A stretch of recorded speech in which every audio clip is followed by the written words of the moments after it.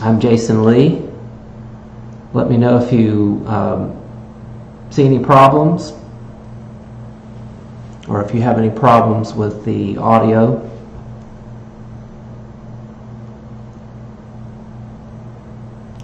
Before I get started, I want to remind you that I'd certainly appreciate it if you like this video, share it, comment, subscribe, check me out on YouTube, share this information if you find it helpful. This is fun stuff, and it's even more fun when we get more people involved, so help me get the word out. My usual full disclosure, I'm a customer at 23andMe, Ancestry, and all of the others, but other than that, I don't have any kind of financial or personal relationships with these companies, so I am absolutely free to give you independent perspectives on these things. So this time I want to really try to have a very interactive discussion. We've always allowed for comments and questions at the end, but I want to see if we can have some discussion or questions during this presentation. I'm going to keep an eye on the comments, and we'll see if we can have a conversation as we go along. And before we get deep into this, I want to ask if you're at a basic level. Do you barely understand triangulation? Do you do it fairly well without difficulty? Or are you at a higher level where you're using triangulation regularly with success? There's a little bit of a lag between when I actually make my comments and when you hear them, so I'll keep that in mind when I ask these questions.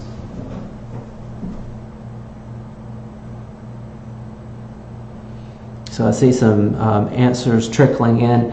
I'm trying to be sure that this presentation is something that people at many levels of experience can appreciate. So we will cover the basics and talk about some more advanced techniques, not necessarily expecting that beginners will be able to do everything that I talk about immediately, but we can at least talk about these things and see what the possibilities are and have something to work towards.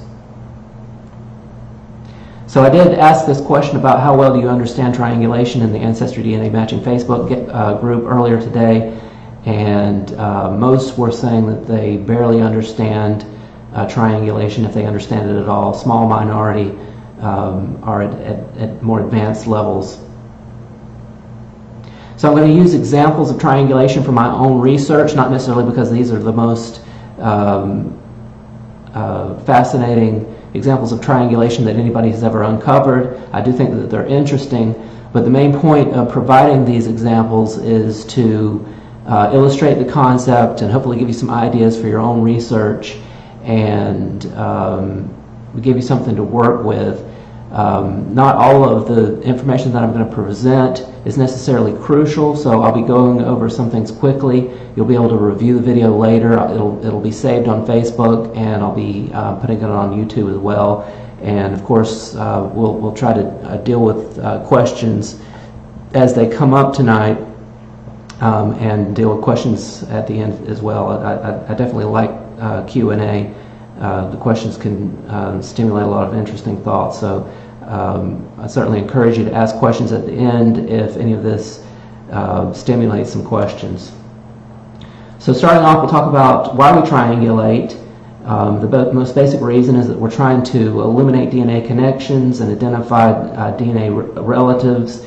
If we're successful in identifying DNA relatives, that can help us to untangle complicated ancestral relationships and maybe even break down brick walls. And one of the things that I found it shouldn't have been surprising, but it's been surprising to see how well the response rate with my matches improves when I do a little bit of triangulation work before I contact my match to tell them how I think we're related, or or to bring up something that might be of interest to them. Triangulation has been a really valuable tool in helping to make connections with my DNA matches and drawing them into my work so that they're as interested as I am. So we'll talk about that a little bit as well. So what is triangulation? Different people are using this term differently, so it's gotten to be fairly confusing. We'll cover the spectrum of definitions, but the basic idea, no matter what kind of triangulation you're doing, is that you're looking at shared DNA and shared ancestry and exploring relationships.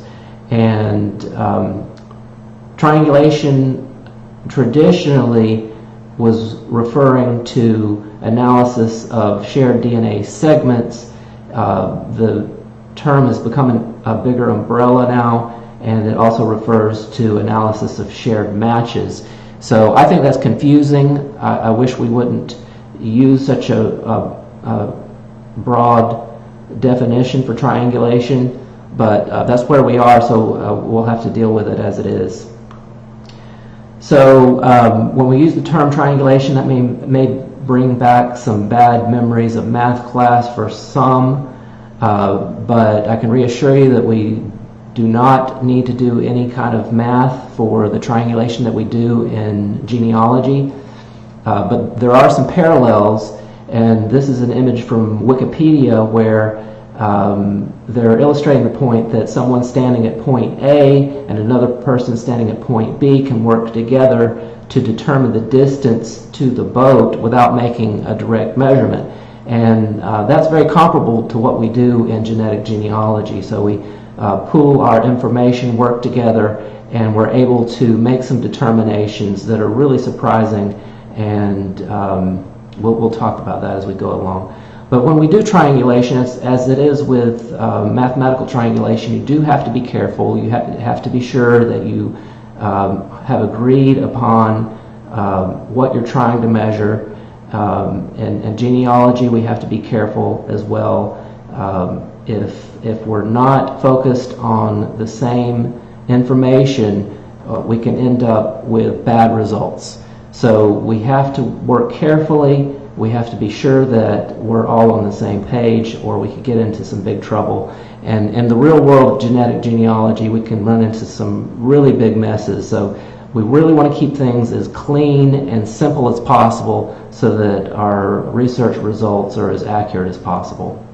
So I do think that there's some good parallels with mathematical triangulation, although, again, triangulation for DNA research does not require us to do any math.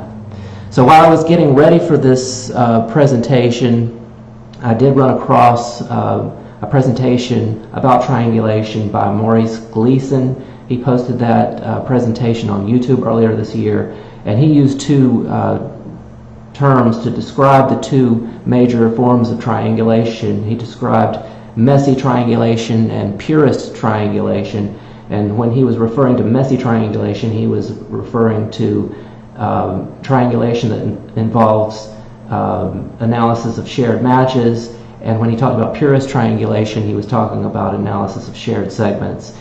So I think that's an interesting way to break it down, and I would describe the two major forms of triangulation as matchless triangulation and segment triangulation. I think segment triangulation is the more is the older term. Matchless triangulation has been a more recent way of using the term triangulation. So just to exemplify matchless triangulation, what I might do in my case to do matchless triangulation would be to pick a key match, and I'm particularly interested in finding the ancestry of my second great-grandfather, David M. Peoples. So I might pick Jess, for example, who is a descendant of David Peoples, and I might take a look at our shared match list. And in this case, we have 119 shared matches, and we would simply look at that list of shared matches to try to find clues about David Peoples' parents, and that's really all there is to it. So the advantages of match list triangulation are that it's easy and you do tend to cast a very wide net. But the flip side of this type of triangulation is that, number one, it can be very messy and confusing. So, for example, with the matches that I share with Jess, we're going to get matches that are relevant not only to David Peoples and his ancestry, but also to his wife, Beatty Youngblood, and her ancestry. So we get into a bit of a mess from the beginning, and we may be interested in both of those lines, but it can be very difficult to sort out the hints and matches that belong in the Peoples pile and the hints and matches that belong in the Youngblood pile.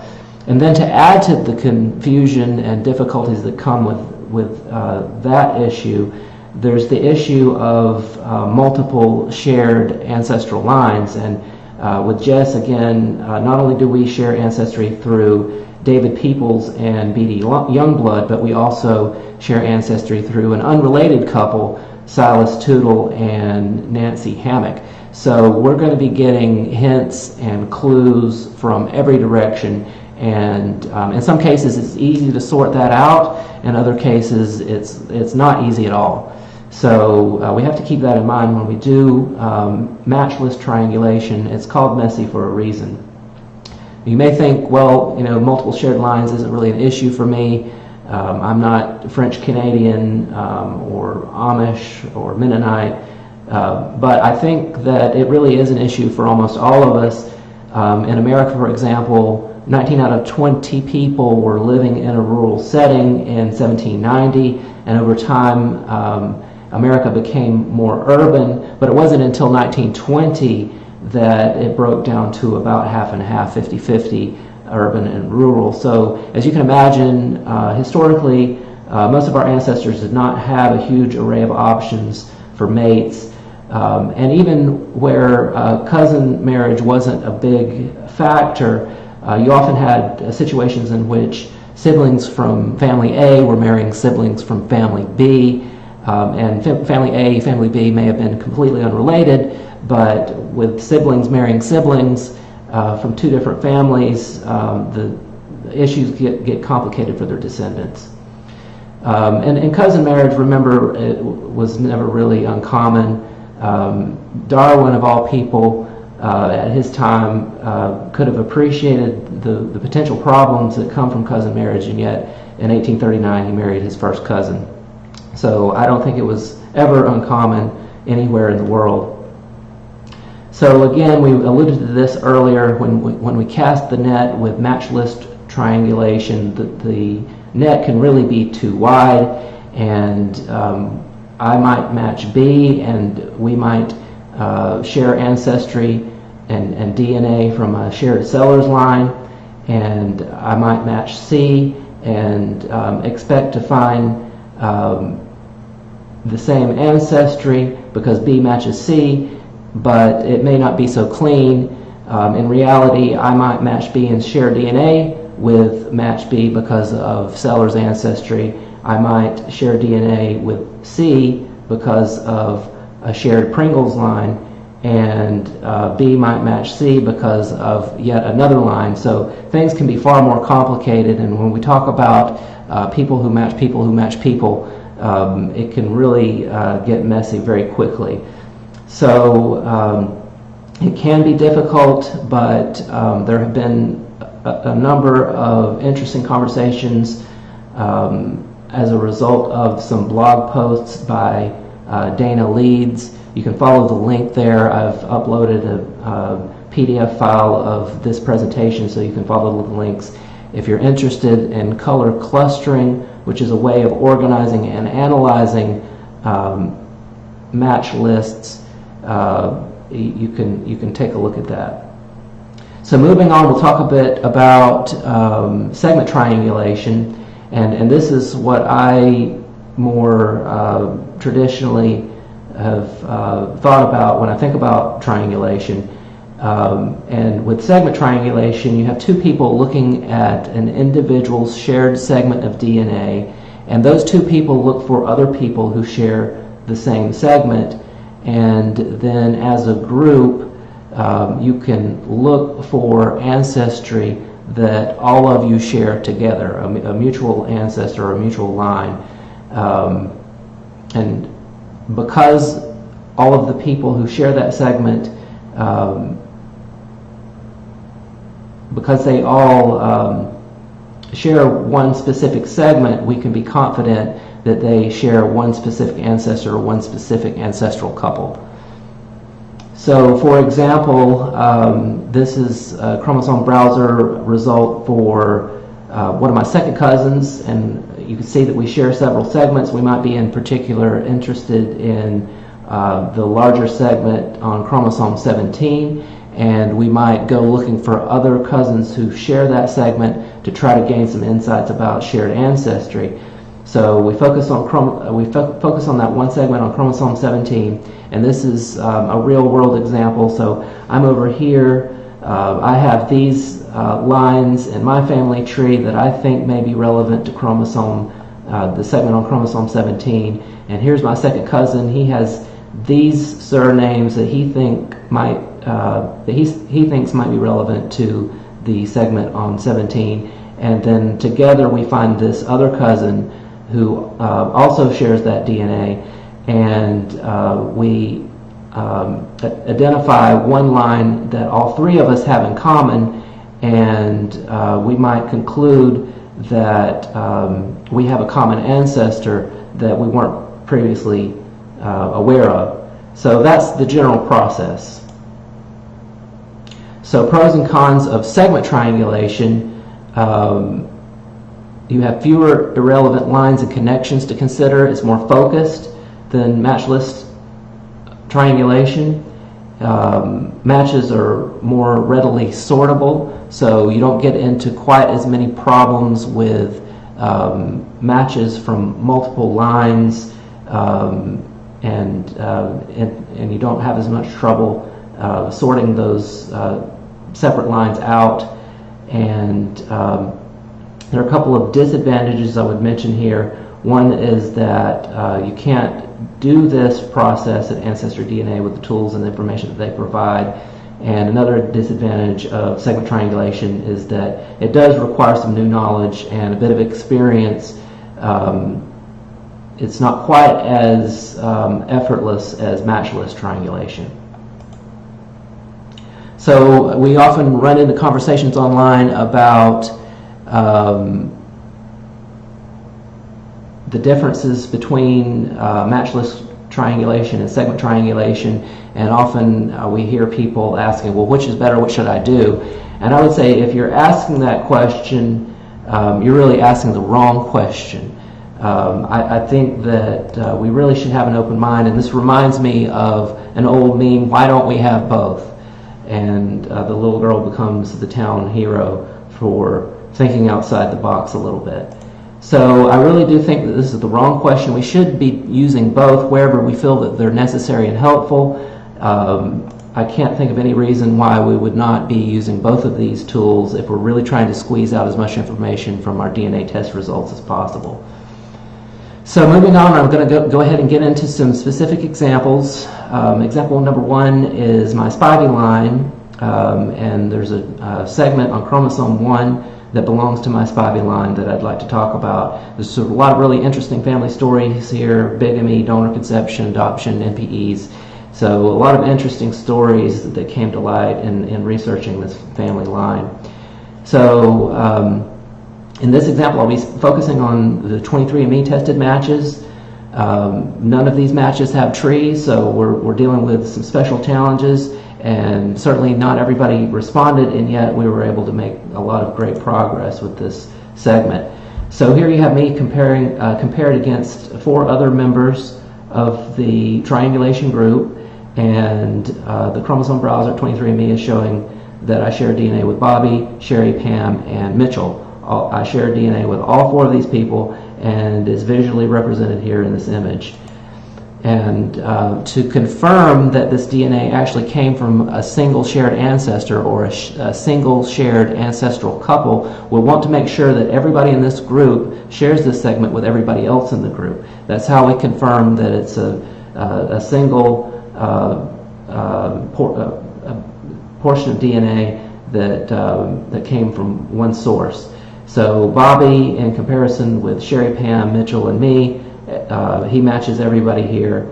Moving forward, Sherry, again, matching everybody else in roughly the same location. And moving on to Pam, we're running into a little snag. It looks like she doesn't match Mitchell. So we might want to take a closer look at that and try to figure out what's going on there. If we go back, we can see that Pam's DNA on this chromosome is actually overlapping with Mitchell's DNA.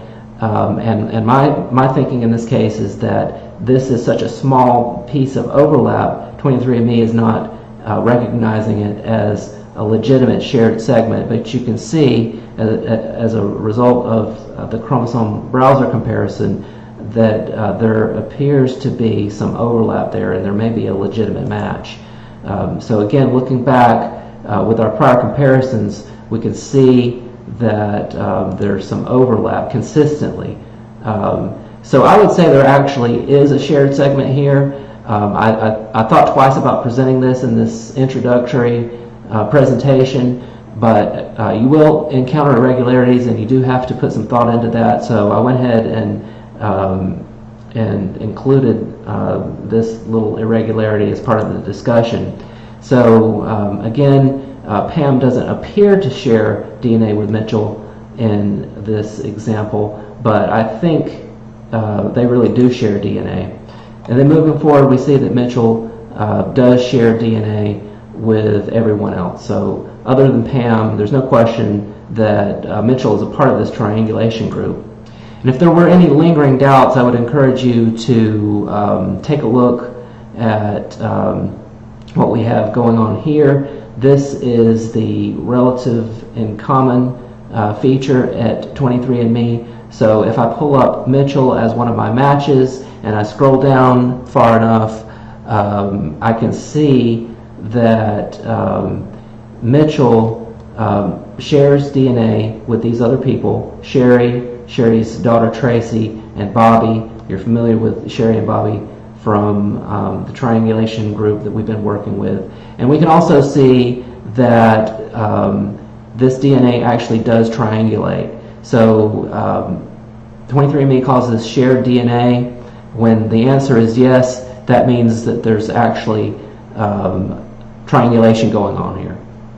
So a very handy feature, and this should dispel our doubts about whether Mitchell is a legitimate member of the triangulation group. And again, you may not, if you're new to all of this, you may not remember all of it, but I'm introducing the concepts as we go along, and you can play this video back later or ask questions at the end if all of this doesn't seem to fit together immediately.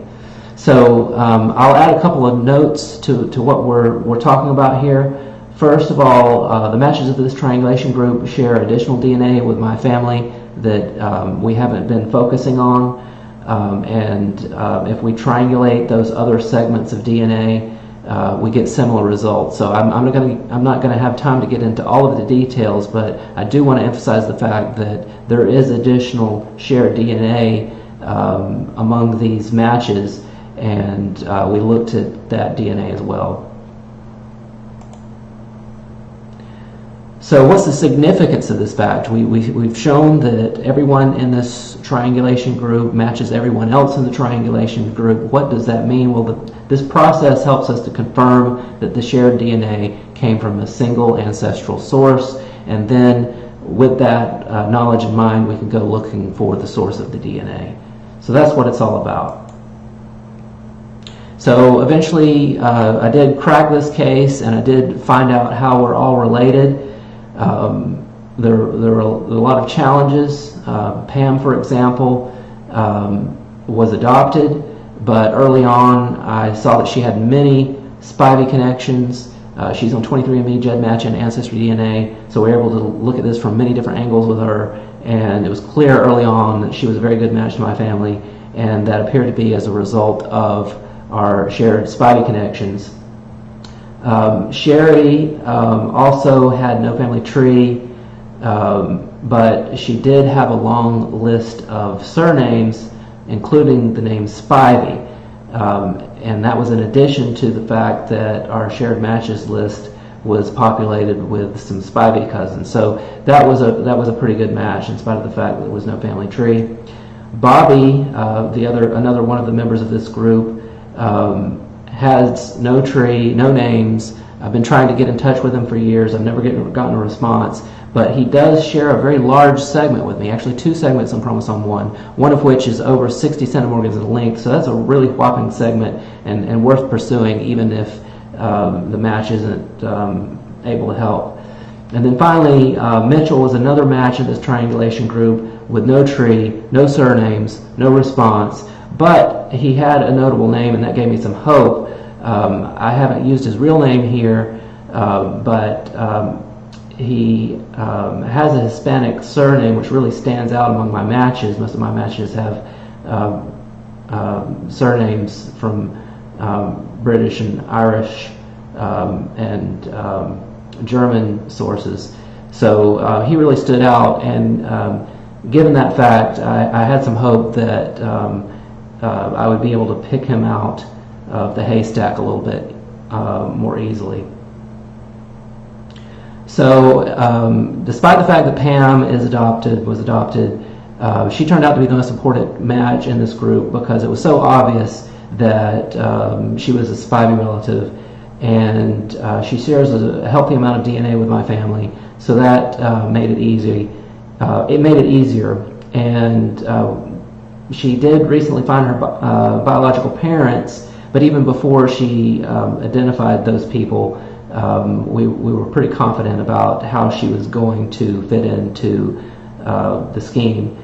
So that added confidence in approaching Sherry, and given the fact that I thought that we were going to be looking more at her Spivey line than any of the other lines, I used that knowledge to guide my Google searches and had success in building Sherry's tree. So I built her tree and ended up finding that she was related to me through our shared ancestor, Daniel Spivey, shared ancestral couple, Daniel Spivey and Selena Langford.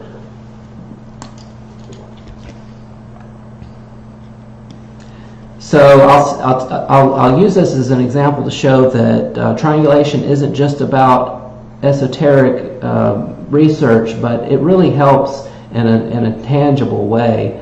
It's not just about breaking brick walls, it's also about making stronger connections with your matches. So that's what I did in this case. And in contrast to the old method in the early days of 23andMe, when I essentially used their form letter to reach out to hundreds of matches and usually got very little response, I incorporated the information that I found about Sherry and her family when I reached out to Sherry's daughter. And so, as I mentioned, I had built her a family tree, and I did that before I even tried to contact her. And so when I initiated contact, I said, "Hi, are you related to Fanny so-and-so?" And the response was, "Yes." "How are you related to her? Did you know her?" So obviously a much more interesting response than you might get from a more bland form letter. So I gave her a long and I think fascinating explanation as to how I figured all of this out, and the response was very positive. And that's just an example of how we can really warm things up when we approach our matches having already done some research to help us make a stronger connection. So I also cracked the case for Bobby. Again, I waited a long time, never got a response, but eventually his sister showed up on MyHeritage with a bare bones tree. It was enough for me to build the tree out, and our shared Spivey connection was found. This one I'm most proud of, not because I was very smart, but I was very lucky. And with Mitchell, I simply put his name in. Again, he has a Hispanic surname which stands out among my matches. I put in his name along with the surname Spivey and said, well, you know, we'll see what happens. Well, I actually came up with his grandfather's obituary. It was the 4th result on the 2nd page. So I really got lucky there, did some additional research to confirm that I had found the right person, and I looked on Facebook and some other places, and I found this grandfather's obituary, and it appears that his grandfather was named after our most recent common ancestor. So that was a really gratifying bit of research. Pam, this one was tricky. Eventually a half-sister showed up, and despite the fact that she had such a great match, it was still fairly challenging, but we sorted through a lot of issues and finally came up with the connection. And so here we go. We have the tree that I put together for me and the members of this triangulation group. I haven't included all the details. I want to protect privacy, but as you can see here, things did eventually come nicely together after working on these connections for quite a while. So some of the lessons that I would draw from this, you might draw your own lessons, but I would emphasize that with segment triangulation, each member of the triangulation group should be compared with all of the other members of the triangulation group, and we had kind of a little snag with this one, but it still worked out. With experience, you can streamline this process so it's not as labor intensive as it might sound when you first are introduced to the concept. Another thing to keep in mind, I haven't discussed this yet, not all cousins or family members will be members of the triangulation group. So I have many other Spivey cousins who are not members of this triangulation group. I have members of my immediate family who are not members of this triangulation group, and that's because of the random nature of DNA inheritance. But the people who were left out of this triangulation group will be in other triangulation groups. So this isn't necessarily a limitation of triangulation, but something that we have to keep in mind. We're going to have different triangulation groups for different subsets of our family and different subsets of our cousins. You're not going to find all of your cousins, even with respect to one particular line, in any one triangulation group. We also learned from this example that even in the face of adoption, NPEs, unresponsive matches, no trees, we can still make discoveries because triangulation is just so powerful. We saw from this example that we can use match lists to help us with segment triangulation, and we saw that the triangulation features that are built in with companies like 23andMe and MyHeritage can be very helpful. And last but not least, we showed that by sharing findings with your matches, you can get some really enthusiastic responses. So we'll move on quickly to example number 2,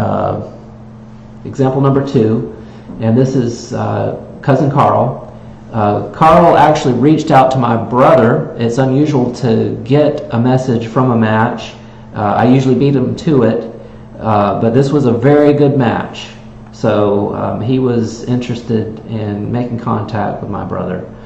And I immediately saw that this wasn't just a cousin, this was a very close cousin. And an unexpected cousin. I thought I knew all my cousins. Very good match.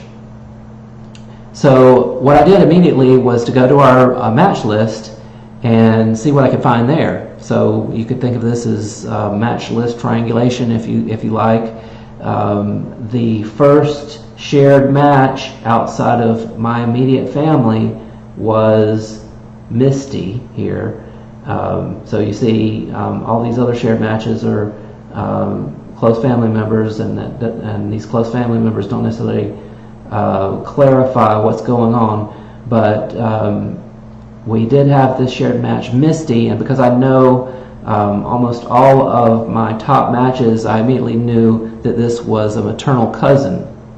So Misty is related to my family through our shared ancestors, Alexander Hamilton Stevens Dean and his wife Sarah Frances Williams, and they were from Tatnall County, Georgia. And this helps you know what we're talking about. So the next questions that started going through my mind is Karl my maternal first cousin? Is Karl my maternal first cousin once removed? I looked at Karl and compared him with my other siblings, and based on the amount of DNA that he shared, I came to the conclusion that he's probably a first cousin once removed rather than a first cousin. So again, you have to think about your next steps. I asked myself, should I send a message? Well, I thought I should do some research first so that I can come to Karl with some knowledge. So he contacted us, but I was looking at the information before I got back in contact.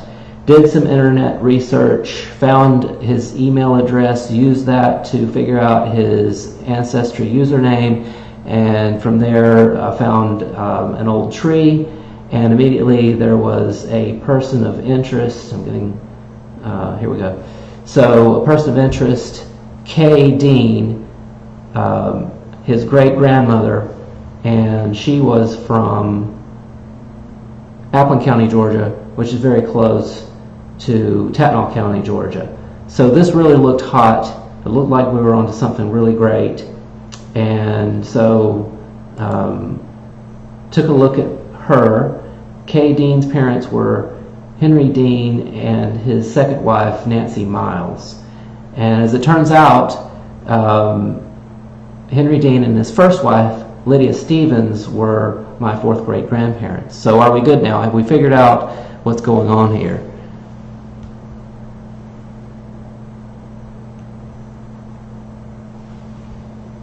Well, I would say absolutely not. We are not good. We have not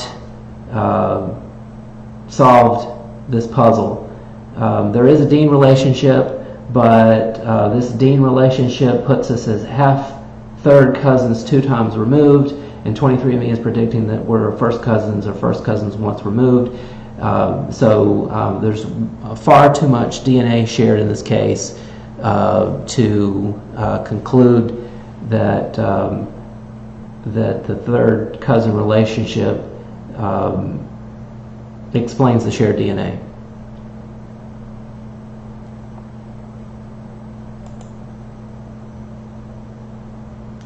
So we have to move on, and these are the things that we can do when we encounter a situation like this. We can recheck the shared matches list. We can build out the trees, all lines, and we can have a conversation with Karl. So looking at the shared matches list, again, we can consider this match list triangulation. In this case, we got some really confusing results. When I started looking at this, Misty was our top shared match. That's a Dean cousin, maternal grandmother line. Since then, we have a new match, another Dean. And if you go down the line, blue is for paternal grandfather connections, red is for paternal grandmother connections. You can see we've got a really, we've got quite a mix here. And so the match list really does more to confuse, in my opinion, in this case. And that was just one of the first pages out of 39 pages, so very confusing.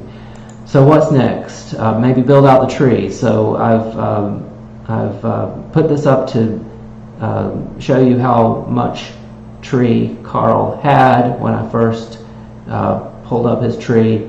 Not much. I've taken out the names for privacy, but certainly some opportunity here to make some discoveries that might be helpful. And so I'd worked on his tree, and I did find another relationship, but that was a sixth cousin once removed relationship through our shared ancestors, John Waters and Mary Lee. So we can ask, are we good now? Have we explained the relationship? And the answer is absolutely not. Even if we put the two relationships together, we don't have nearly enough potential for shared DNA to explain the relationship. So going through and adding up all of the DNA that Karl shares with my family, being careful to avoid counting any of the segments twice, we share about 1,030 centimorgans of DNA. With an extremely generous estimate, you might think that these two relationships could result in about 200 centimorgans of DNA. I think even 100 is really generous. So as you can see, the relationships that we've discovered on the paper trail aren't nearly enough to account for the shared ancestry. So now what? Well, I wanted to learn as much as possible before contacting Karl, and so I took it a step further and I decided to try segment triangulation to figure out what's going on here. So what I did is I looked for the ancestral source of each of our shared segments using triangulation, and then I went back to link that ancestral source to one of my grandparents or great-grandparents to try to get an idea of how things might be shaping up. So here are the segments that Karl shares with my brother, and you can see quite a good number of segments there. And I went segment by segment and did the same for other family members, and again wanted to try to tie each one of those segments to one of the lines of my family. And so step by step we did this, and these are the results. So I assigned one segment to this great-grandparent, and so on and so forth. And if we combine this information here, you see the first segment I assigned to Hewley, the next segment I assigned to Pearl Peoples, the next segment is undetermined, and so on and so forth. And as you can see, there's a pattern here. We're really nailing things down to just two of my great-grandparents. So my paternal grandfather's parents are really the only two people who show up as convincingly tied to any of these segments. And of course that really narrows things down considerably. I added up the length of each of those segments. I didn't add in the ones that were undetermined. The total for the confidently identified segments came to 944 centimorgans. So I think we can be very confident in where this is headed. So lessons from example number 2, matched list triangulation can be confusing, and segment triangulation can work wonders when matched list triangulation stalls. Matched list triangulation can be messy, and segment triangulation can sort things out. I'm not saying that you shouldn't do matched list triangulation. If it's helping you, by all means continue with matched list triangulation, but if you do get into problems with matched list triangulation, you can make some progress with segment triangulation. And another lesson from this example is that segment triangulation isn't only for distant cousins, it can also be useful for close relationships. So we've shown that here. Triangulation can help even with complicated relationships where intermarriage and endogamy play a role. As we saw with Karl, we're probably related to Karl 3 or 4 different ways. So you might think that that would really wreck the whole analysis, but it doesn't. So example number 3, we'll run through this one quickly with the remaining time. I want to have some time for Q&A. So the Stevens connection is interesting. I started researching this Stevens connection in 2014, and at that point the genetic genealogy databases were quite small in comparison to the current size, and at that point I found what I considered to be an exciting match. It was only 31.2 centimeters for my centimorgans for my sisters, and so it's kind of unimpressive at this point, but it seemed to be a good match at the time.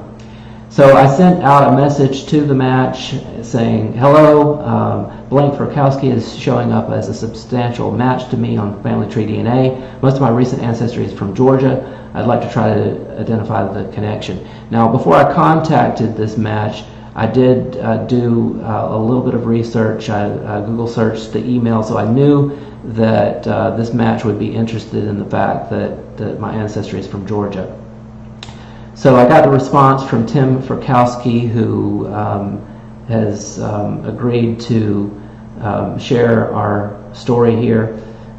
He actually shared most of the story on his blog a while back. He said, "Hi Jason, I recently identified my biological grandfather, and he came from Georgia. Since this was a recent discovery, I have not had a chance to delve into that line of my family yet. You might be interested in reading my blog series about it." So we'll hit some of the highlights of that blog series. So here's the story. In 1985, when I returned to the United States after being married in Germany while I was stationed there in the Army, my mother told me something I had not known. She informed me that my grandfather that I knew was not my biological grandfather. She explained that she had found out accidentally when she was young, and that it was her mother's wish that the kids not know about this until we were married. So although I was a bit surprised, it did not really matter to me because I considered the grandfather that I knew, Jerome Kachi, to me my grandfather. I asked my mother what she knew about her biological father, and she said that she did not know much. She remembered the name William Bond and that he was in the Navy, and he may have been from Georgia.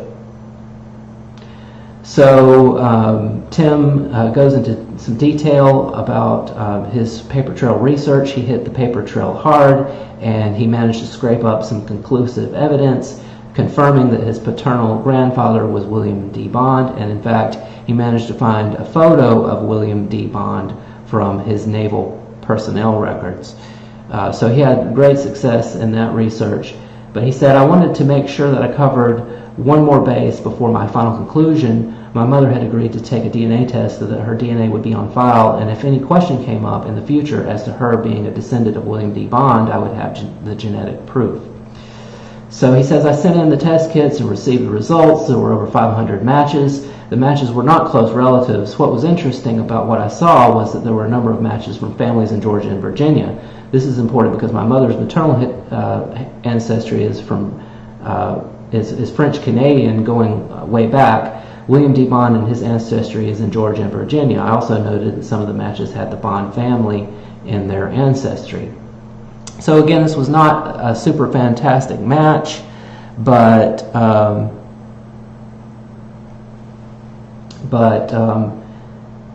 I was interested in it because Tim's ancestry was much different than in comparison to most of my matches.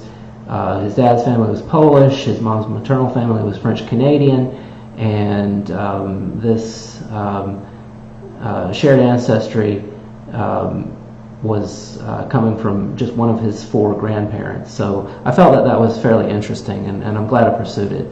I'm seeing a good question here. We'll get to that at the end. So I started working on this and asked him a question, and he wasn't able to get into it right away. So I went ahead and took the initiative and built out William D. Bond's family tree, and I did find a couple of interest, Isham Stevens and Mary McDonald. I have 2 Stevens lines.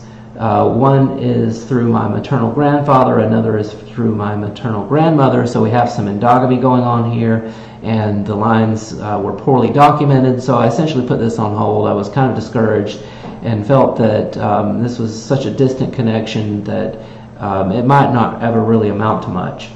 But eventually, 2 years later, I did get some interesting matches that helped to reignite my interest, and I sent Tim an email talking about what I had found.